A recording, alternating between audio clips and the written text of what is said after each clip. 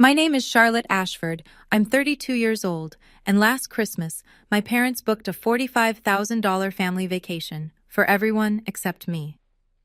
Instead of a plane ticket to Aspen, my mother left me a note on the kitchen counter.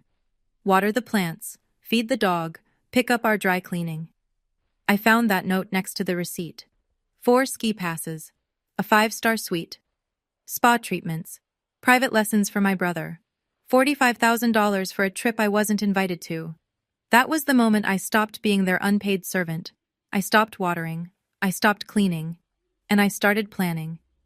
3 weeks later, at their New Year's brunch, 40 guests, champagne flowing, I handed them a document that made my mother collapse into her chair. Before I continue, please like and subscribe, but only if this story resonates with you. Tell me in the comments, where are you watching from right now? Now let me take you back to December 15th, the day I found that receipt. I was sitting at the kitchen table, laptop open, spreadsheets glowing on the screen, working from home, or rather, working from my parents' home, the house I'd lived in my entire life. The basement, specifically. But we'll get to that. Mom walked in without knocking. She never knocked. She placed a piece of paper next to my laptop and tapped it twice with her manicured nail.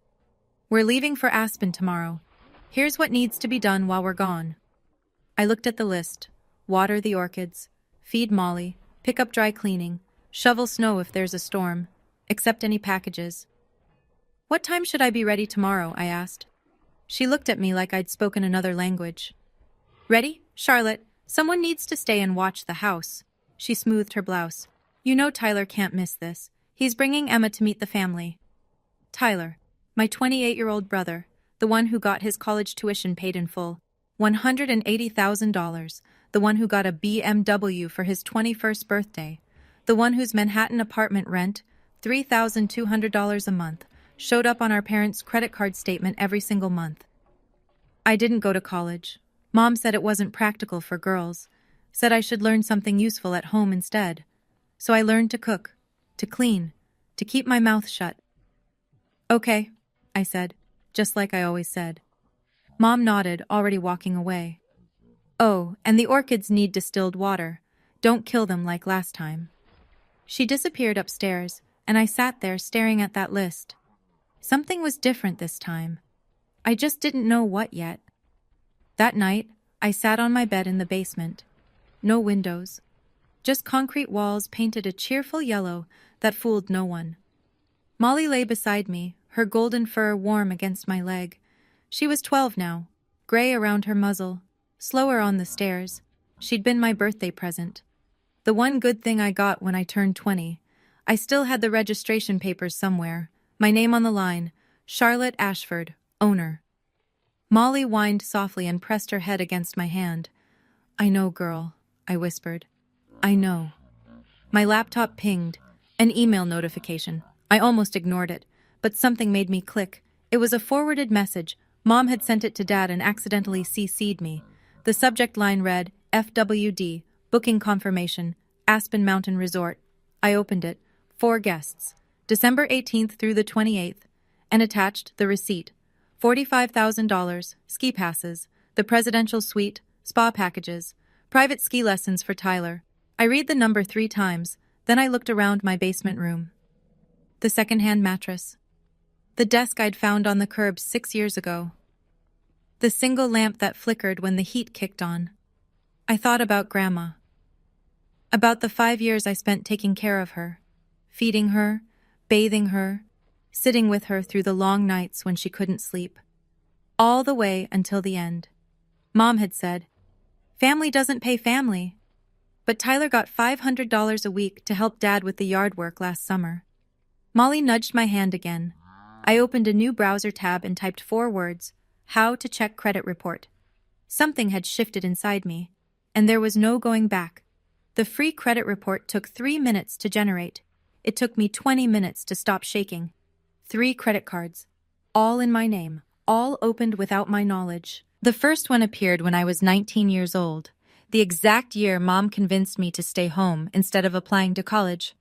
Total balance across all 3 cards, $67,000. I scrolled through the charges.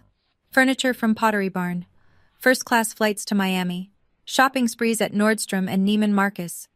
The billing address for all 3 cards? My parents' house. This house. But I'd never seen a single statement. My hands trembled as I kept scrolling.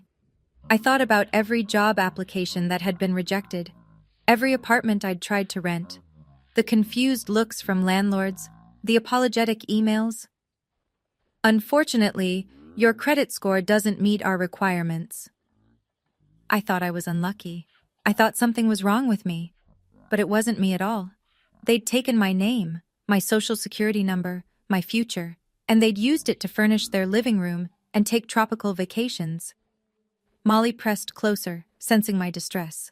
I buried my fingers in her fur and focused on breathing. In, out, in, out. The rage came slowly. Not hot and explosive, cold, quiet, the kind that settles into your bones and stays. For 13 years I'd been trapped in this basement. Trapped by a credit score I didn't destroy. Trapped by parents who smiled at me over dinner while they buried me in debt I knew nothing about. I closed the credit report. I opened LinkedIn. And I searched for a name I hadn't spoken in 8 years. Diane Okonkwo, my old college friend, the one who became a lawyer. I didn't sleep that night. Instead, I made a list. The accountant in me needed to see it all laid out in black and white. If I stay silent. 1. I live in this basement until my parents die. Maybe longer. 2. My credit score never recovers.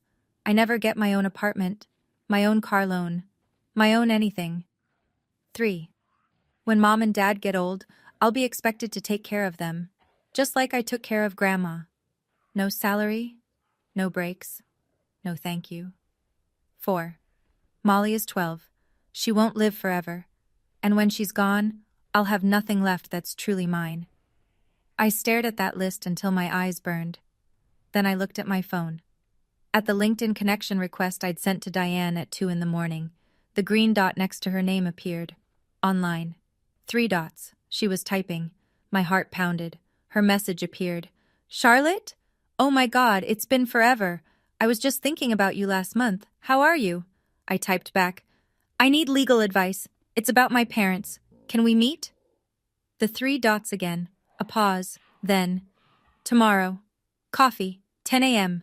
I'll send you the address. And Charlotte, whatever it is, we'll figure it out. Molly lifted her head and looked at me. Her tail wagged once, twice, like she knew. 2 more weeks, girl, I whispered. That's how long they'll be gone. 2 weeks to figure out what comes next. She put her head back down on my lap. Outside my tiny basement window well, the first snowflakes of December began to fall. I didn't know what I was going to do yet, but I knew I was done being invisible. The next morning was chaos. I stood at the bottom of the stairs and watched the performance. Designer luggage in the foyer, garment bags, ski equipment that cost more than I made in 3 months. Tyler bounced down the stairs, phone in hand. Aspen, baby! He was filming himself, didn't even look at me. His girlfriend Emma followed. She was new, 3 months, maybe 4. Pretty, quiet. She caught my eye and hesitated. Are you sure you can't come? Before I could answer, Mom swept between us. Charlotte loves staying home. Her voice was bright, cheerful, the voice she used for company. She's not really a ski person anyway. I've never been skiing, I said. Exactly. Mom adjusted her cashmere scarf. You wouldn't enjoy it. Dad appeared from his study. The car's here, let's go. No one hugged me goodbye. No one said they'd miss me. Mom just pointed at the counter where the list sat. Don't forget the dry cleaning, and shovel if it snows. The Hendersons judge. The door opened. Cold air rushed in. They filed out one by one. Tyler still filming, Emma glancing back with something like guilt, Dad checking his watch. Mom paused at the threshold. Oh, and water the orchids twice. They're expensive. Then she was gone. The door clicked shut. The house fell silent. Just me and Molly. I stood there for a full minute, staring at the closed door. The orchids sat on this windowsill, delicate and demanding, waiting for water I wasn't going to give them. My phone buzzed. Diane. See you at 10, the coffee shop on Main Street. I looked into what you mentioned. Charlotte, we really need to talk. I grabbed my coat and my car keys. The orchids could wait. Forever, if necessary. Diane hadn't changed much. Same warm smile, same sharp eyes that missed nothing. She was already at a corner table when I arrived, 2 coffees waiting. She stood and hugged me tight. 8 years, she said. 8 years and you look exactly the same. We sat. She slid my coffee toward me and then pulled out a folder. I ran a preliminary check after your message. Her voice dropped. Charlotte, what I found? She opened the folder. My credit report, highlighted in yellow. This is identity theft. These cards were opened without your consent. She looked at me steadily. This is a federal crime. My throat tightened. But they're my parents. That doesn't make it legal. She explained my options. I could file a police report, press charges, sue for damages, but I shook my head. I don't want them in prison. I wrapped my hands around the warm cup. I just want them to see me, to acknowledge what they've done. Diane studied me for a long moment. Then we do this differently. She pulled out a legal pad. You told me you took care of your grandmother for 5 years. Full-time care, right? Did your mother ever put anything in writing about compensating you? I thought back. The endless nights, the bedpans, the medications, Mom promising it would all be worth it. There's an email, I said slowly. She said she'd make it up to me when Grandma got better.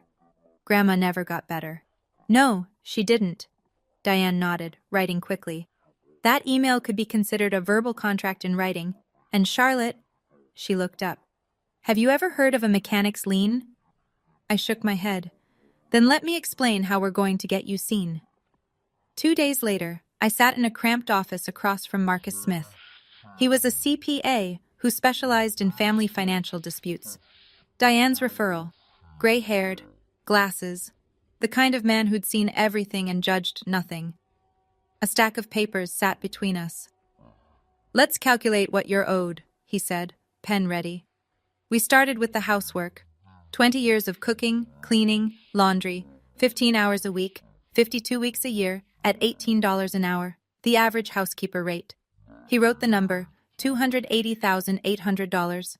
Then Grandma, 5 years of full-time caregiving, 40 hours a week minimum, $20 an hour. Another number, $208,000. Now we subtract fair market value for room and board, he said, even in a basement. He calculated, wrote a final figure. We deduct approximately $102,000. He circled the bottom line. Your total? $386,800.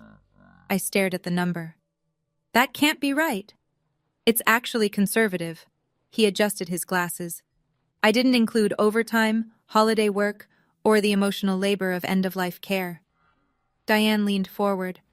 And that's before the $67,000 in credit card debt. Marcus flipped to another page. Speaking of which, I found something else.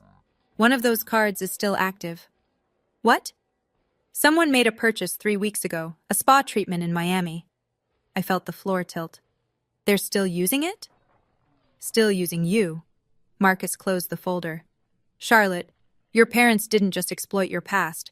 They're exploiting your present. Diane touched my arm. We can stop this. We can make them see, but only if you're ready. I thought about the orchids dying on the windowsill.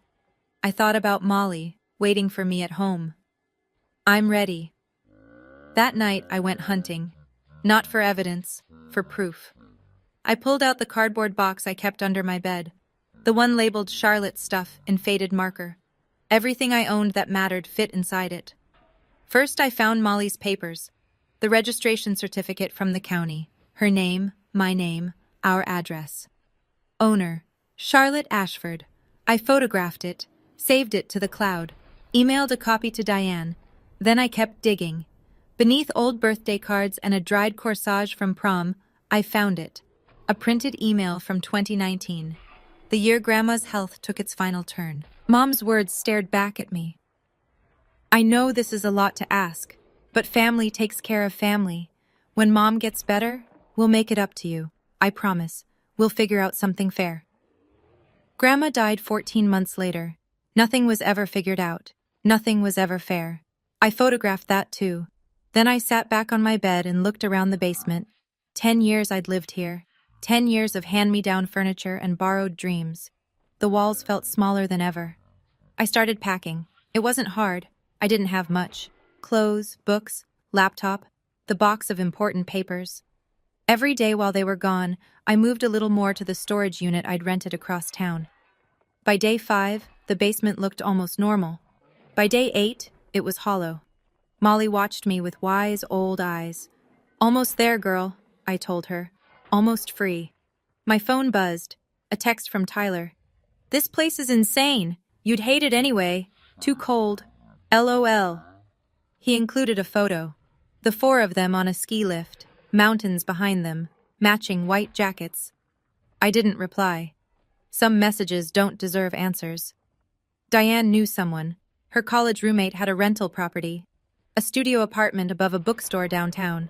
Small, but clean, bright. "She won't run a credit check," Diane said. "I vouched for you."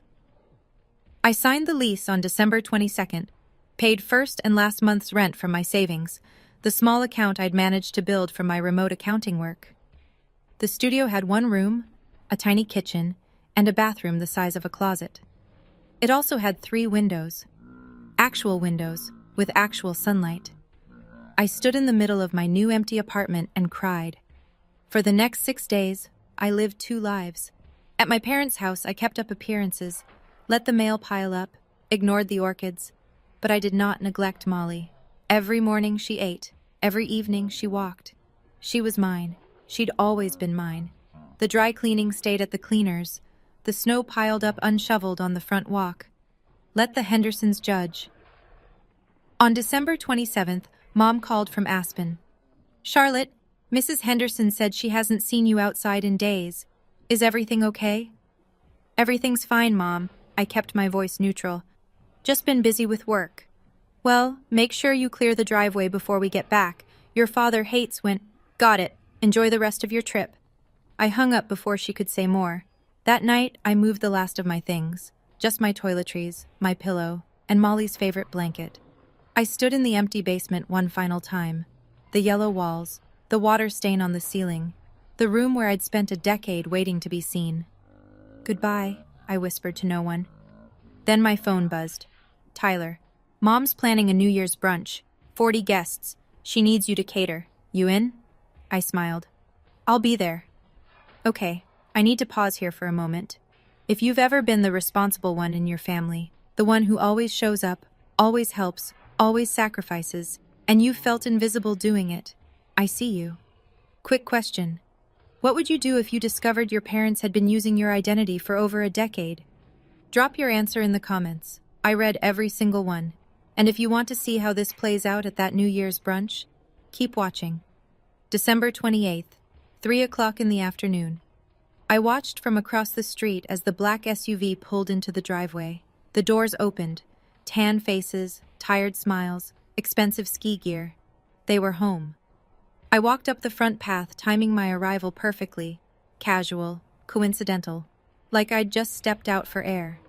Mom spotted me first. "Charlotte, why are you standing outside? It's freezing." "Just getting some fresh air." Tyler pushed past without a word, dragging his luggage upstairs. Dad nodded once and disappeared into his study. Same as always, same as ever. Mom walked inside and stopped. She stared at the orchids on the windowsill. Brown, wilted, definitely dead. "Charlotte," her voice sharpened. "What happened to my orchids?" "I didn't water them." "You—" She turned to face me. "And the dry cleaning? Please tell me you picked it up." "I didn't." The silence stretched between us like a wire about to snap. "I asked you to do 3 things, 3 simple things." "I was busy." Her mouth opened, closed, opened again. Before she could unleash whatever was building behind her eyes, Dad's voice echoed from the study. "Linda, where's the Amex statement? I need to check something." She shot me a look that promised this wasn't over. "We'll talk about this later." She swept past me toward the study. I exhaled.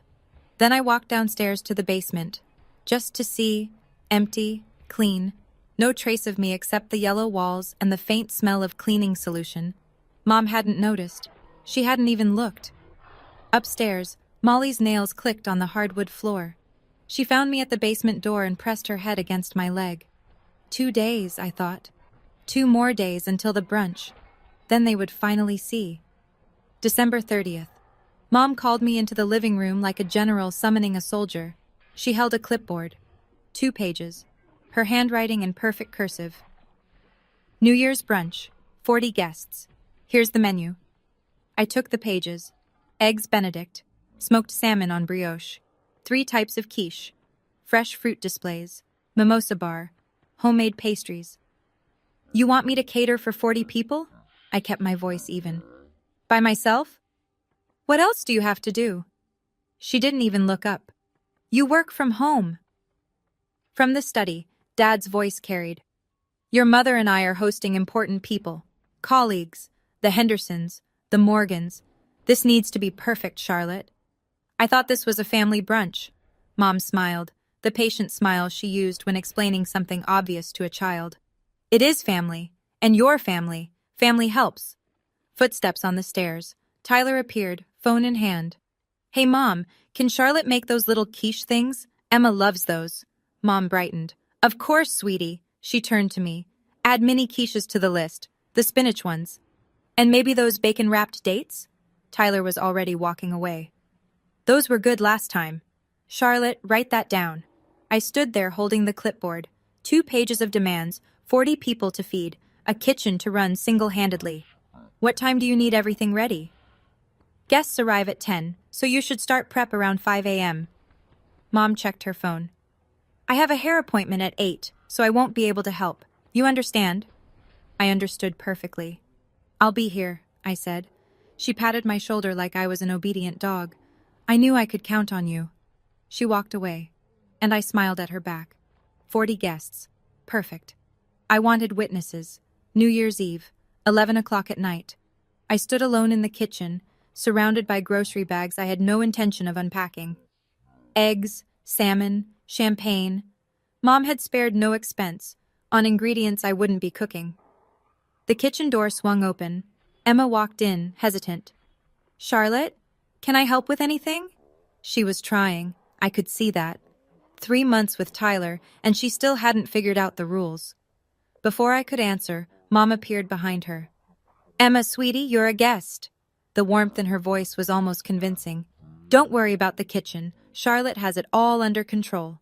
She put her arm around Emma's shoulders and guided her away, but not before turning to look at me. Oh, and Charlotte? Wear something appropriate tomorrow. Her eyes swept over my sweater. That's fine for down here, but we have company coming. Dad passed through, heading for the liquor cabinet. Food ready by 10. The Hendersons are always punctual. Will Aunt Patricia be there? I asked. Mom's expression flickered. Just for a moment. Yes, unfortunately. She examined a champagne bottle. Just ignore whatever she says. You know how she is. How she is? Dramatic. Always stirring up trouble. I thought about Aunt Patricia, Dad's sister, the one who'd always looked at me with worried eyes at family gatherings, the only one who'd ever asked, Are you okay, honey? You seem tired. I'll keep that in mind, I said. Mom nodded, satisfied, and swept out with Emma in tow. I looked at the clock. 12 more hours. The manila envelope was already in my car, the paperwork signed, the lien filed. All that remained was the delivery. I turned off the kitchen light and went to spend one last night in my new apartment. Molly was waiting. January 1st, 8 in the morning.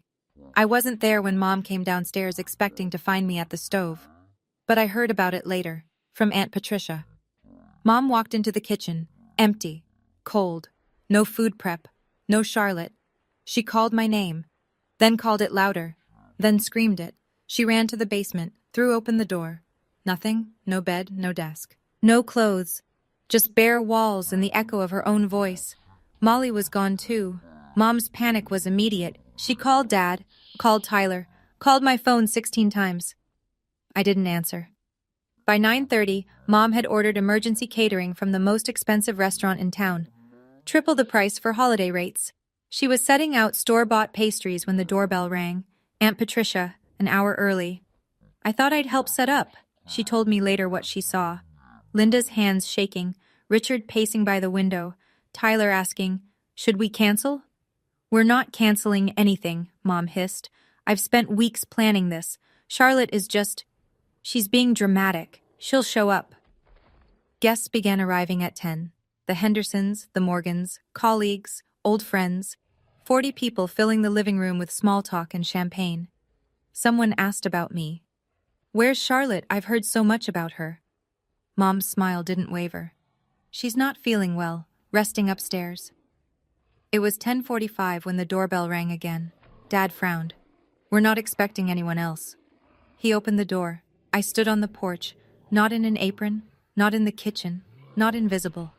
I wore a black blazer, pressed slacks, my hair pulled back, in my hands a manila envelope, and beside me, tail wagging, was Molly. "Hello, Dad." My voice was steady. "I'm here for the brunch." The room went quiet. 40 pairs of eyes turned toward the door, toward me. Mom recovered first. She always did. She crossed the room with her hostess smile firmly in place. "Charlotte, sweetie," her voice carried for the audience. "We were so worried. Are you feeling better?" She reached for my arm. I stepped back. "I'm fine, Mom. Never been better, actually." Dad closed the door behind me, his face tight. "Where have you been? And why did you take the dog?" "Molly is my dog." I kept my voice calm, factual. "Her registration has always been in my name." "Charlotte, this isn't the time," Mom started. "Actually," I said, "this is the perfect time." I felt the room's attention sharpen. Mrs. Henderson leaned in. Mr. Morgan set down his champagne glass. In the corner, I spotted Aunt Patricia. She stood near the fireplace watching me with an expression I couldn't quite read. Not worried, not confused. Hopeful. "I have something for you," I said. "Both of you." I held up the manila envelope. Dad's jaw tightened. "Whatever this is, we can discuss it privately." "I've been private for 32 years. I met his eyes. "I think it's time for some transparency." Tyler rose from his seat by the window. "Sis, what are you doing? You're embarrassing Mom and Dad." I turned to him. My brother. The golden child. The one who'd never had to fight for scraps of attention. "I'm not here to embarrass anyone, Tyler." I opened the envelope's clasp. "I'm here to be seen." Mom's smile was cracking. Dad's hands were clenched at his sides. The room held its breath, and I pulled out the papers that would change everything. I handed the papers to Mom. Her hands were steady when she took them. They weren't steady for long. She scanned the first page. The color drained from her face. "What is this?" "It's an invoice." I clasped my hands in front of me. "For 20 years of unpaid domestic labor, housekeeping, cooking, cleaning, caregiving for Grandma, all calculated at fair market rates." Dad snatched the papers from her. His eyes darted across the numbers. "This is ridiculous. $387,000? I rounded down, actually." Whispers rippled through the room. I heard fragments. "Did she say unpaid? How much?" "For cooking and cleaning?" Mom's voice turned shrill. "We're your parents. We gave you a home." "You gave me a basement." I didn't raise my voice. I didn't need to. "No windows. For 10 years. Dad was still reading. "This is absurd. We'll never pay." Turn to page 3. His face shifted. Whatever he saw there made him go pale. "You put a lien on our house?" The whispers became murmurs. Someone gasped. "A mechanic's lien," I confirmed. "For services rendered. I have documentation, including an email from you, Mom, promising to compensate me for taking care of Grandma." Mom clutched the arm of a chair. "That wasn't... I didn't mean... You never do." I nodded toward the papers. "Page 4. Dad turned the page. Mom read over his shoulder, and then she sat down, hard. "That's my credit report," I said loudly enough for everyone to hear, showing 3 credit cards opened in my name, without my consent, $67,000 in debt I knew nothing about. The room went dead silent. "Identity theft," I said. "A federal crime." Dad opened his mouth, closed it, opened it again. For the first time in my life, he had nothing to say. "Okay, This is the moment. Charlotte is standing in front of 40 people, about to see the consequences of her 20-year silence finally hit her parents. If you're on the edge of your seat right now, hit that like button. It really helps the channel. And I'm curious, do you think what Charlotte's about to hear is the apology she deserves? Or will her parents double down? Let me know in the comments. Now, back to the brunch. The silence broke when Aunt Patricia stepped forward. Her heels clicked against the hardwood floor. Every head turned to follow her. Charlotte is telling the truth. Mom's head snapped up. Patricia, stay out of this. I've stayed out of it for 20 years. Patricia's voice didn't waver. I watched you treat this girl like a servant, Linda. I watched you fund Tyler's entire life, while Charlotte couldn't even go to community college. Dad stepped toward his sister. This is not your concern. It is my concern. Patricia crossed her arms. Because I'm the one who paid for Charlotte's accounting certification 3 years ago, behind your backs. I stared at her. You never told me. I wanted to. Her eyes softened when she looked at me. But Linda said if I interfered again, she'd cut me off from the family. The murmurs grew louder. I saw phones being pulled from pockets. Mrs. Henderson was already edging toward the door, clutching her purse. Mom tried to salvage the room. Everyone, please, this is a family matter. Mr. Morgan stood up. Richard, I think we should go. This seems personal. One by one, guests began leaving. Quiet apologies, embarrassed nods. No one wanted to stay for the aftermath. Emma rose from her seat near Tyler. She walked toward me, not toward him. I'm so sorry, she said quietly. I had no idea. Then she walked out the door. Tyler called after her. Emma, wait! She didn't look back. Within 15 minutes, the room was nearly empty. Just family now. Mom, still sitting in her chair. Dad, still clutching the papers. Tyler, staring at his phone. Aunt Patricia, standing beside me. And Molly, pressed against my leg, her tail no longer wagging. The reckoning had begun. The front door closed behind the last guest. The silence that followed was deafening. Mom finally spoke. Her voice cracked. How could you do this to us, in front of everyone? I looked at her, really looked, at the mascara starting to run, at the careful facade crumbling. How could you do this to me? For 20 years? Dad threw the papers onto the coffee table. We raised you. We gave you a roof over your head, food, clothing, everything. A roof over the basement, hand-me-downs from cousins, and I cooked most of that food myself. I didn't blink. While you were using my social security number to fund your lifestyle. That was for emergencies, Mom started. Spa treatments in Miami? I cut her off. That was 3 weeks ago, while you were in Aspen. She flinched. Tyler finally looked up from his phone. I didn't know about the credit cards, I swear. I believe you. I turned to him. But you knew about everything else. You knew I stayed home while you went to college. You knew I took care of Grandma while you visited once a month. You knew I was living in a basement while you had a 2-bedroom in Manhattan. He dropped his eyes. No denial, no defense. I picked up Molly's leash from where I'd set it by the door. I'm not asking for the money, I said. I never expected you to actually pay $400,000. Mom looked up with a glimmer of hope. But I am asking for acknowledgement. For you to see me, to see what you've done. I clicked the leash onto Molly's collar. And even if you never do, I'm done waiting. I turned toward the door. Charlotte? Dad's voice was hoarse. Where are you going? Home. Mom stood up, unsteady. Home? What do you mean, home? This is your home. I almost laughed. Almost. This was never my home. This was where I worked. For free. For 20 years. I opened the front door. Cold January air rushed in. Wait. Mom's voice pitched higher. You can't just leave. What about the lien? You can't expect us to actually... The lien stays. I kept my hand on the doorknob. Until the credit card debt is paid off. $67,000. You have 90 days. Dad stepped forward. And if we refuse? Then the lien remains on your property. You won't be able to sell, won't be able to refinance. I shrugged. That's how liens work. I'm sure you know that, Dad. You worked at a bank for 30 years. His face reddened. This is extortion. This is accountability. I met his glare without flinching. Something you've avoided your entire life. Aunt Patricia moved to stand beside me. I'll walk you out, honey.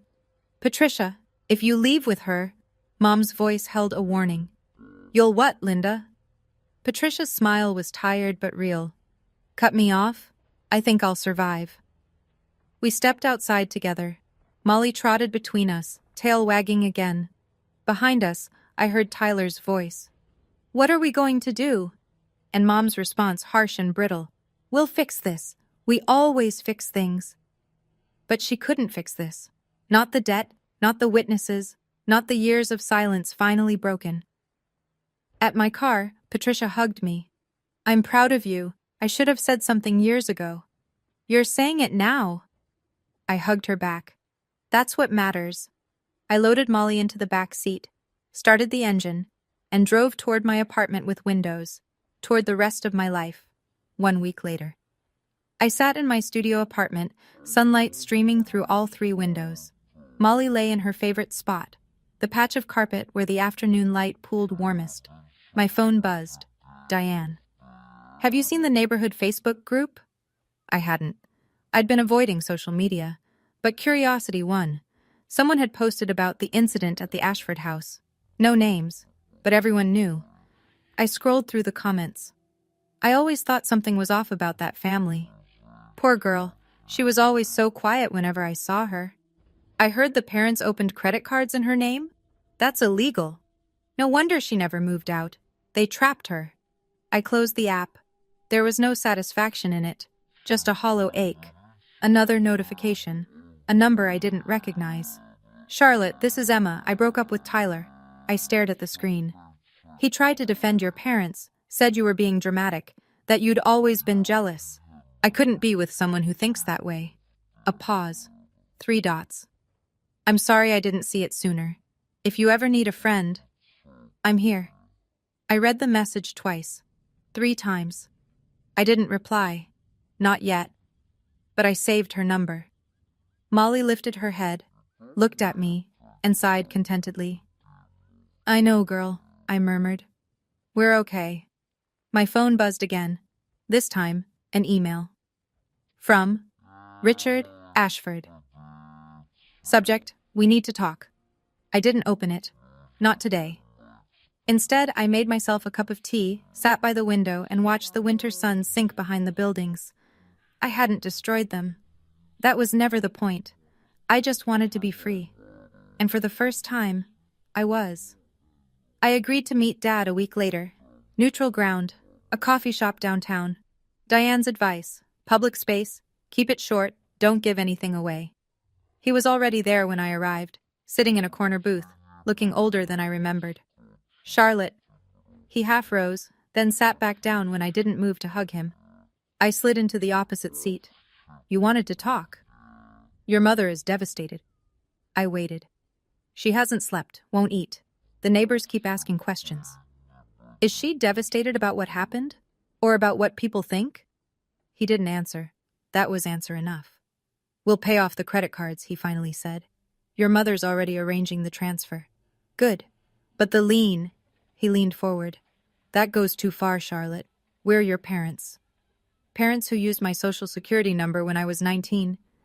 Parents who let me believe I was worthless for a decade. I kept my voice level. Parents who took a $45,000 vacation and left me a chore list. He flinched. We thought you were happy. You never complained. Because every time I tried, you made me feel guilty. I quoted his own words back to him. After everything we've done for you, what exactly did you do for me? He stared at his coffee. Silent. I stood up. The lien stays until the debt is cleared. After that, I'll have it removed. Wait, his voice cracked. Your mother wants to see you. I paused. I know, I said, but I'm not ready. Maybe I never will be. I walked out, didn't look back. The January wind was cold on my face, but the sun was bright, and for the first time in 32 years, I could breathe. 2 months passed. The notification arrived on a Tuesday. A deposit into my bank account. $67,000. I called Diane. They paid it. All of it? All of it. She was quiet for a moment. How do you feel? I looked out the window. Sun on snow, Molly snoring on her bed.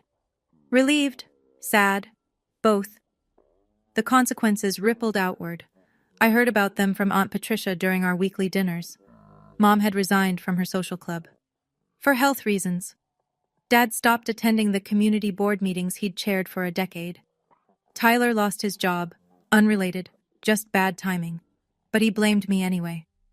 In a text I didn't respond to. The lien was removed. Clean, official, done. My credit score started its slow climb upward. Diane said it would take a year, maybe more. But it was moving. For the first time in 13 years, it was moving in the right direction.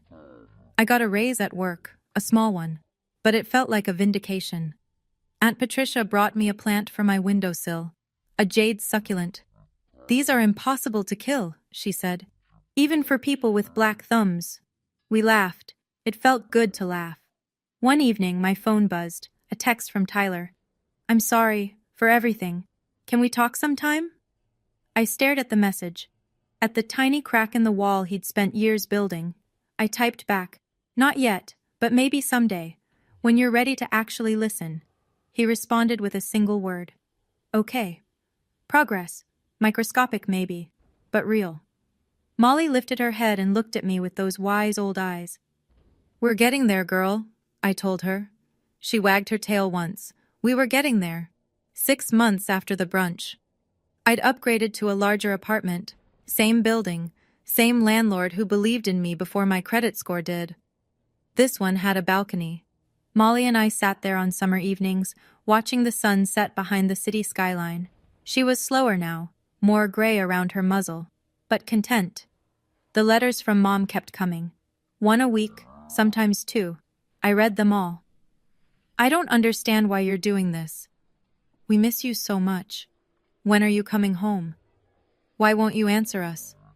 Not once, not in 6 months of letters, not a single, I'm sorry, not a single acknowledgement that she'd done anything wrong.